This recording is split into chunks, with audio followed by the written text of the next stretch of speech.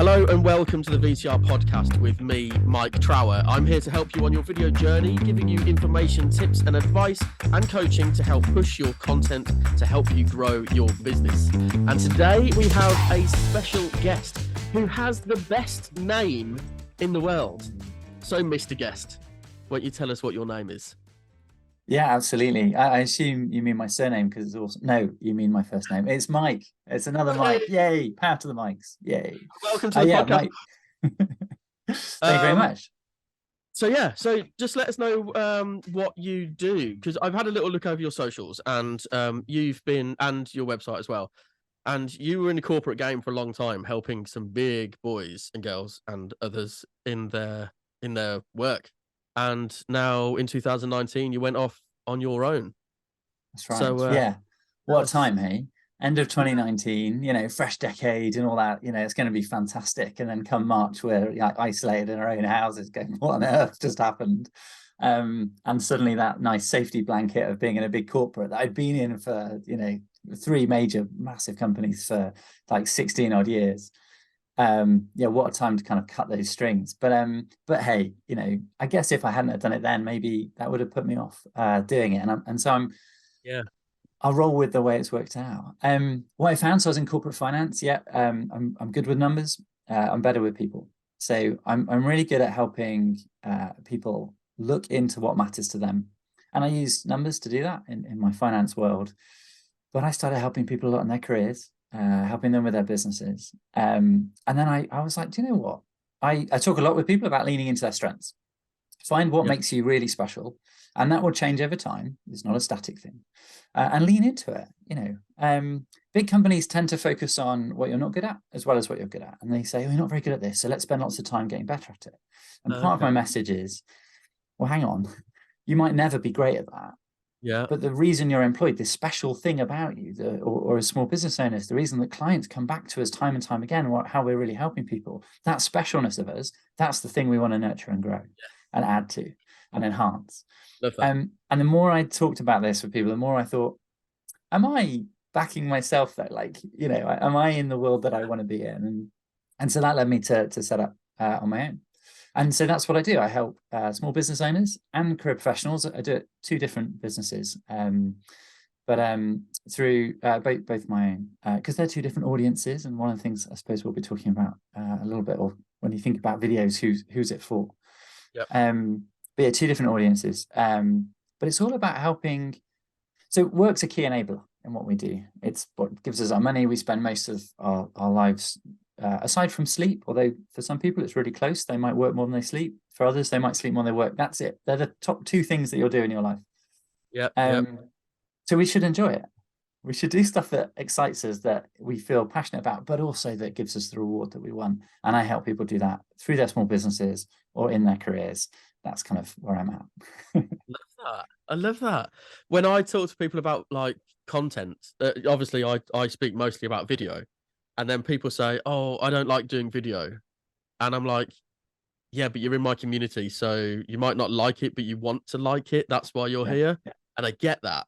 But then there's other people like, I don't want to do video, but I want to work with you with content because I like the way that you work. And then I'll go, fine, we won't even mention the word video. We'll just do what your skills are. We'll put all your skills into one strategy. We'll get all that sorted. And then once everything's in line and working, we'll start to bring in other little bits and try and drip feed you information about how to do video maybe, or how to do something else, and then learn along the way. But yeah, like concentrating on your skills is a big thing for me. Yeah. And that's how I learned everything. I just learned I taught myself how to use video because I enjoyed a cooking show that me and my children did. Like we just started doing a cooking show. And that's amazing. So, when you started your journey on your own, what did your content strategy look like? Were you just posting willy-nilly or not posting at all? Oh, that's a great question. So I'm quite aware of what the strategy should be and how it should look and feel. I think, if I'm honest, putting content out there isn't the thing that excites me.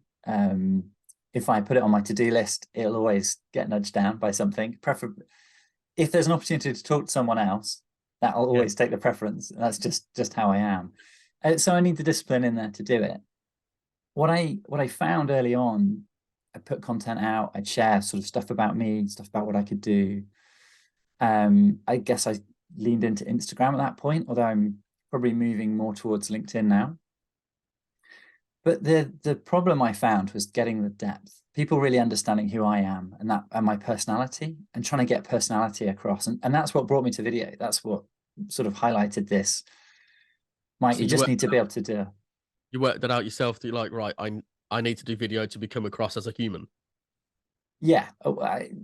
Did I work it out myself, or did my wife, who I work with, kind of nudge me, going, look, to be more 3D, I think that's the phrase people often use, isn't it? You know, to be more three-dimensional, it's going to really matter that people get to talk with you or see you talk, hear how you are, you know, how you come across.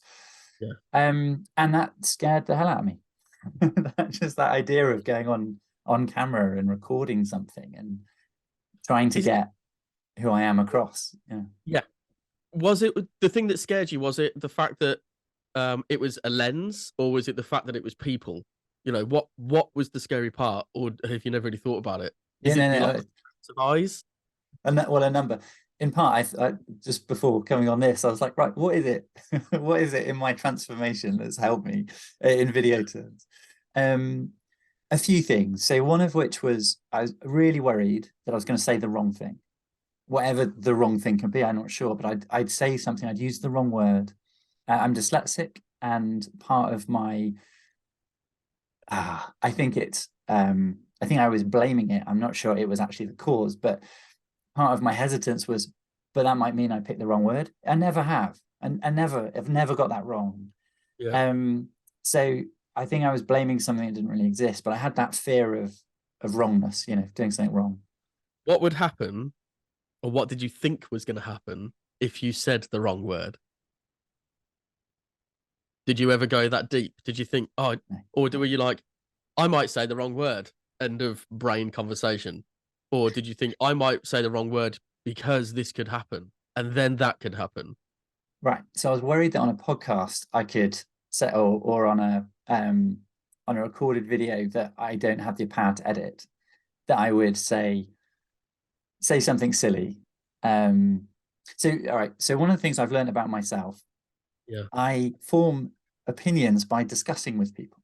I don't necessarily take their opinion, but just that sounding board matters. So what I think right now and what I think in 10 minutes time can be different, and that's okay. But it worries me, or did worry me, that what I felt 10 minutes ago might be the thing that's then snipped out, and that's like everywhere. And, you know, Mike thinks this. Yeah. Well, actually, I don't think that anymore, because I think this. And I think what's happened to me in the last 3 years is I've really leaned into who I am and recognized that's okay. That's just part of how I am. If that happened, I would say, well, that's what I thought then, or I didn't mean it in that way, but that's how I came across. And if I caused offense as a result, I'm sorry about it, you know? Yeah. And just accept that's part of life. By changing as well, by being like, this is what I said, this is what I say now, and I'm probably going to change it again in 2 weeks. But that's because I'm growing. Like, that is literally showing you I have growth. If I was saying the same thing as I did 5 years ago, I would not be growing right now, and I'd be probably shut down in this recession. So, changing your angle and everything like that, I think is a good thing. Yes, we worry about it because, you know, a Facebook post that I put up 5 years ago might be wrong in today's society, or 10, 50 years ago. But like, back then I found humor in stuff that now is wrong. And, you know, and it shouldn't be. It's just one of those things that, like, you do change the way that things come out. You change the way that you explain things. Your messaging gets deeper. So yeah, I think it's really good. And to be aware of that is brilliant. Because like midway through a podcast, you could go, actually, no, now that I've just said it out loud, that hasn't come out right. And to own that and to be like, yeah, I'm gonna change that. It's so much better than letting it go on. Yeah. And one of the things I found to overcome this fear, I put in a step to protect me. So I'd script stuff. Yep. And what I discovered with scripting is it's a really bad idea, for me at least. My memory's not ideal, right? So I find it hard to remember a script. Yep. And when I script it, that's that's the best it will ever be. That's an amazing script. Like, I will never, if I read all of that out and it sounded like me and that was fantastic, I do tend to write in the way that I talk, which is good from a content perspective. You know, that would really appeal and connect. But what happened was every time I just need to go on a, you know, an Instagram thing. What do I want to say? 4 points. Here's a little mini script. Yeah. And get my phone out. Obviously, I'm not reading the script. I then just mentally think, well, I've not done it as well as the script, because I will never reach that bar. Because of like, yeah, I know what you mean. The only thing that I write down is my introduction, because although it's only 4 lines, I just don't. My brain's like, I don't need to remember that because it's written down. I've got dyslexia as well, and I've got ADHD. So, the creative side, like the video side of things, the visual side of things, just happens. But can I remember that? Like, no chance. But then with those bullet points, so when I'm doing a live video on my phone, I just put a post-it note on my phone with the 4 bullet points. So when I'm literally looking at my phone, I can just make sure that I've covered the bullet points. And however it comes out, it comes out.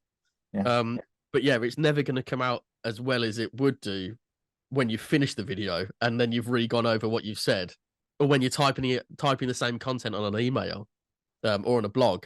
You know, it's never the same. You want it to really give that kick, but it just disappears.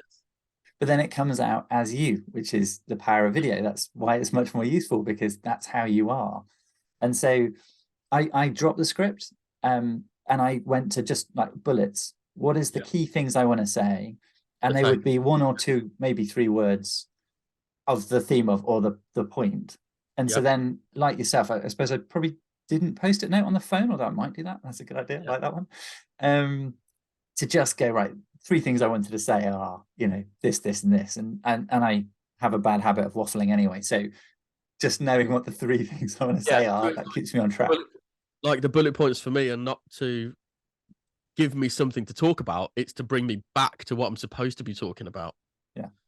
So I don't spiral off to another planet talking nonsense. Yeah. And to try and avoid, for me, I want to avoid lots of, right, what's the other thing I want to talk about? Because no one wants to hear that. They don't have time for it. And that's right. And I don't like that when other people do that. To me, I want to know, if you want to share something with me, share something with me. That's when your thumb goes, and everything's gone.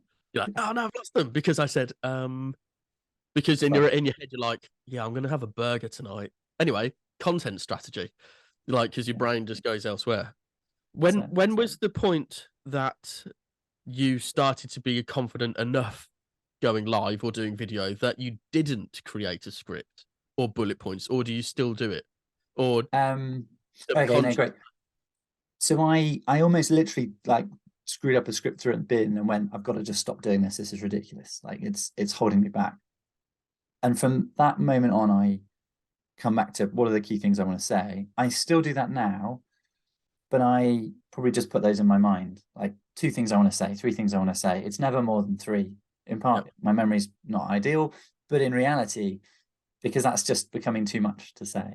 If I'm recording a longer video, which I do, some of the things I sell around courses, or they're more thought pieces, things to help you consider and get insight from things, but I'm explaining a model or a concept, I would have bullets on my screen, which just are like the key, again, just the key steps. And that is to keep me absolutely on track, knowing they're the 5 steps we want to cover. So here are the 5 steps.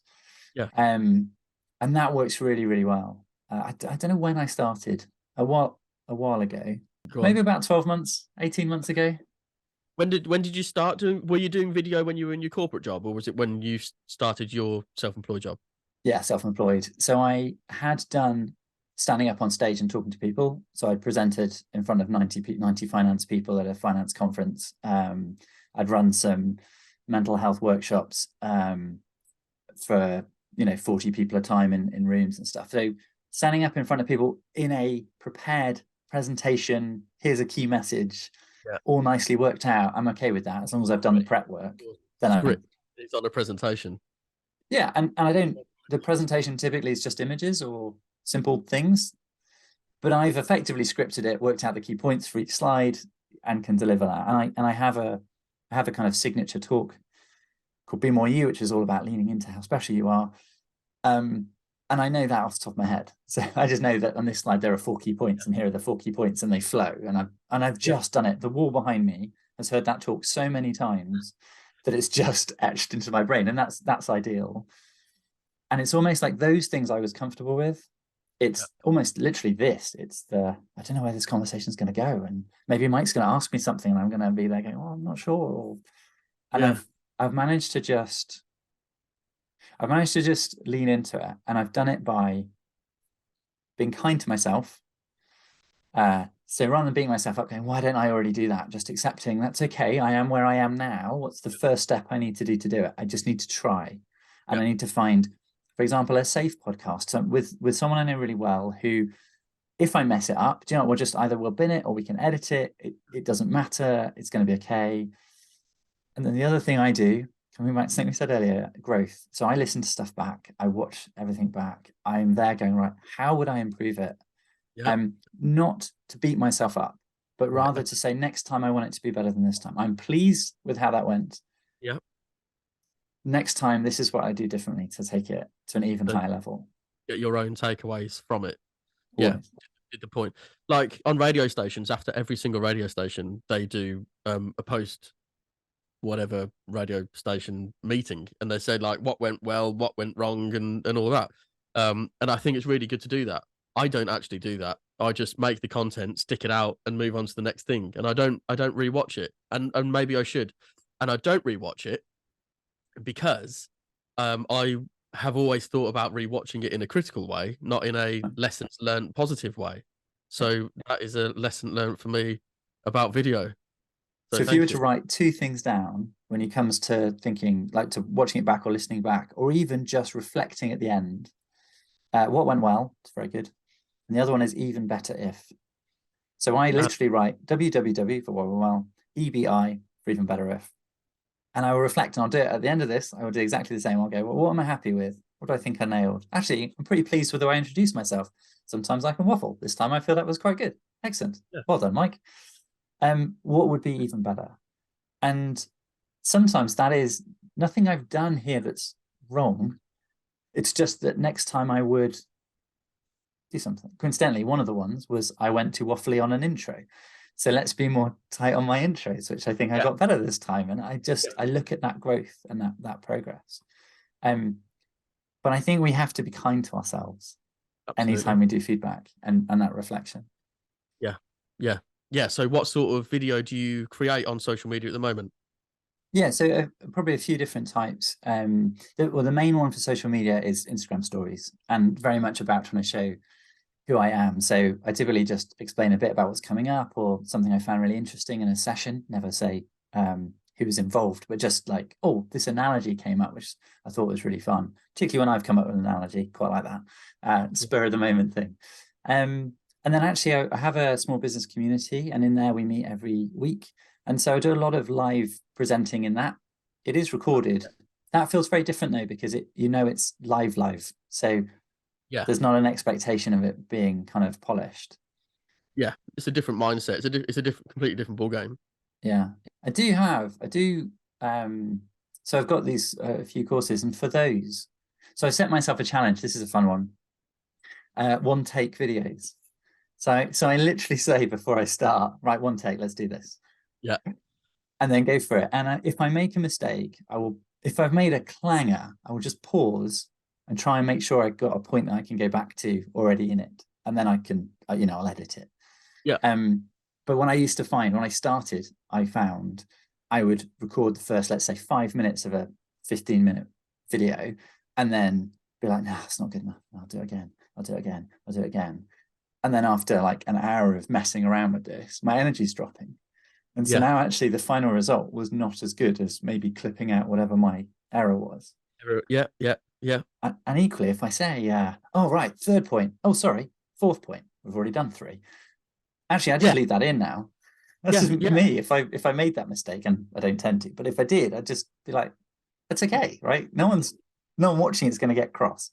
If I did it every 10 seconds, then I'm wasting that time. That's going to annoy them. But if it's just every now and again, when you're just like, hang on, right, sorted. it's kind of a reminder to your audience. It's like, hey, I'm still human. Hi everyone. It's actually me. I'm not a robot. Right. So yeah, and I love that. Key in coaching is that people trust and relate. They don't need to want to be me. In fact, I don't want them to want to be me, but I do. It is important there's a really good trust relationship in there, because I'm all about having really open conversations in the coaching zone, if you know what I mean, in the room. And therefore they need to know I'm human and real, and that 3D thing, which is where video has worked really well for me, and I will keep doing, and I will keep trying to be more confident on video too. Yeah, that's good. Good.